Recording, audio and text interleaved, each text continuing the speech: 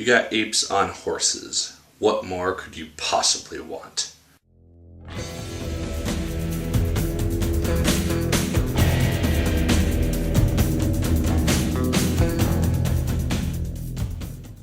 Hello once again, watchers of good movies. My name is Nick Pell, and this is once again coming from my white room. Now today I'm going to be talking about Dawn of the Planet of the Apes.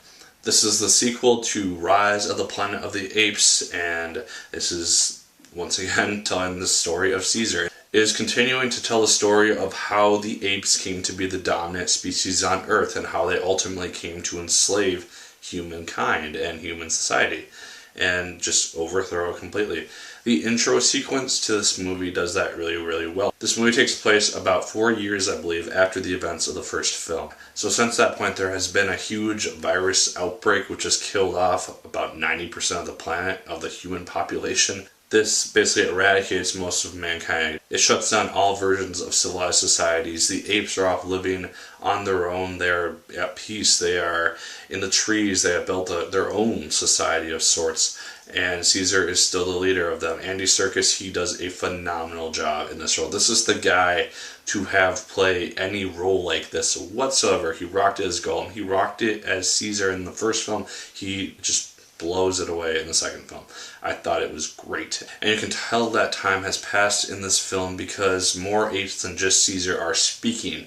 They are learning the English language and they can more or less voice it accurately. And that's a really neat thing to see. We see that not just Caesar is this highly intelligent creature. Caesar is definitely above everyone else in terms of intelligence. Everyone else is more or less on the same playing field in terms of speaking ability. Gary Oldman also stars in this film as one of the human leaders. He's one of the survivors of the outbreak, and he is one of the main people that wants to get rid of the apes at whatever cost. But Jason Clarke's character, Malcolm, he is for the apes. He has seen what they are, and he believes that he can talk to them and work out some sort of a deal. So him, his girlfriend, and his son, they go to talk to Caesar and try to work something out. And that is where the majority of the movie takes place. These people are living amongst the apes. They're beginning to see them as not just these ferocious creatures, but as something else. They see them as kind of a reflection of humans in a way. They see the kindness in them and the fact that they are not just going to try and kill them at every second. There is a villain in this film, however, and his name is Koba. This is the main ape, which is against Caesar and wants to ignite an all-out war against humanity. Caesar is very anti this. He believes that the cost will be too great for the apes, and so he tries to stall war for as long as humanly possible. That is essentially the story. The story is really, really good because it explores both sides of this issue. It doesn't just paint the humans as the bad guys or the apes as the bad guys. It shows why these two sides are fighting and doing what they do. We feel for the apes and their reasons for wanting peace. We feel for the humans because they are on their last breath and they need more power or else they are going to die. And it's kind of a survival instinct at this point. The CGI in this film looks phenomenal. Every ape looks really realistic. You can kind of tell it's a little bit computer animated, but that's just because they make the apes look so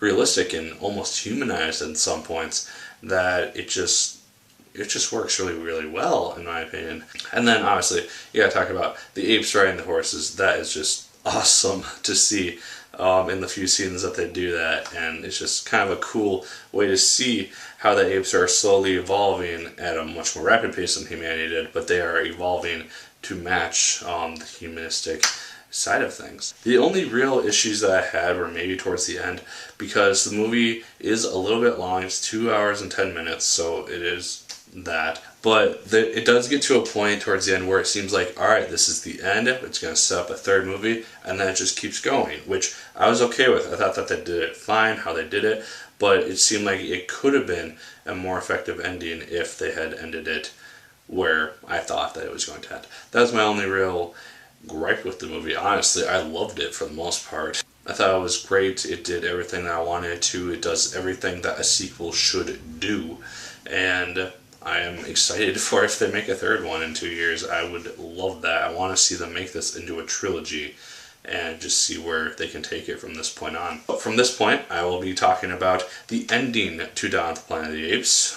So if you have not seen the film, probably don't watch this unless you don't care about spoilers. Towards the end of the movie, about the last half hour, 45 minutes, Koba shoots Caesar, and we believe that Caesar is dead. It does really seem like that for a very long time. I had an inkling in the back of my head that maybe Caesar wasn't alive, or that his son would inherit his name, take down Koba to avenge his father, kind of like a Lion King-esque thing, and just kind of take the name Caesar, and he is the ruler that we see in the original movies. Caesar is alive. Really quick though, when the apes are attacking the human society, you just see the despair come across Gary Oldman's face as he realizes that he cannot win this fight.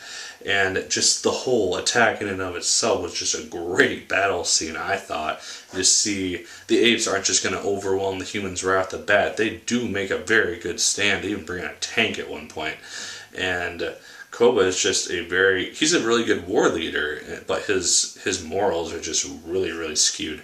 So the apes take the humans prisoners, and we find out that Caesar is alive. Jason Clarke's character, he and his girlfriend and son, they take him in, they heal him, and they bring him back to James Franco's house. And I really, really like this scene because it draws from the first film. Otherwise, we would have really had nothing. It could have been a standalone film, and you really wouldn't have had to know anything before going into this film. I like that they went back to his house. I like that they drew a little bit from that. We see pictures of Caesar as a child. We see a video recording of him learning how to speak, and I really, really liked this scene. I thought it worked really well. It was a really nice scene to see. And then eventually Caesar regains his strength. He rallies his troops, and he takes down Koba. This was a really cool fight scene. I really, really enjoyed it for the most part. We see Caesar using his surroundings to take down Koba, not just go fist to fist with him. I really enjoyed seeing that. And then the very end scene where he drops him and says, "You are not ape." I love that because Koba no longer represented the ideals of what in Caesar's mind an ape should represent, and so he no longer fit that. I would have seen Caesar as kind of a weak protagonist if he had once again let Koba off and let him go. That would have been just stupid because obviously he's going to rebel again. And then the movie ends. We see Caesar's forces basically rally. He has been informed that a military force is coming to try and take him down, and he knows that war is now inevitable, and he will assumably become a really big war leader in the assumably third film. This was the last thing that I really liked about this film, is that the movie starts with Caesar with the war paint, really big close-up on his eyes, and then it ends in that exact same way. I really, really like that. That is my review of Dawn of the Planet of the Apes. I obviously really liked it, once again, and I highly recommend seeing it if you have not already. Like, favorite, comment, and subscribe if you so choose. I appreciate it immensely. And as always, mega people, my name is Nick Pell, and once again, keep on watching.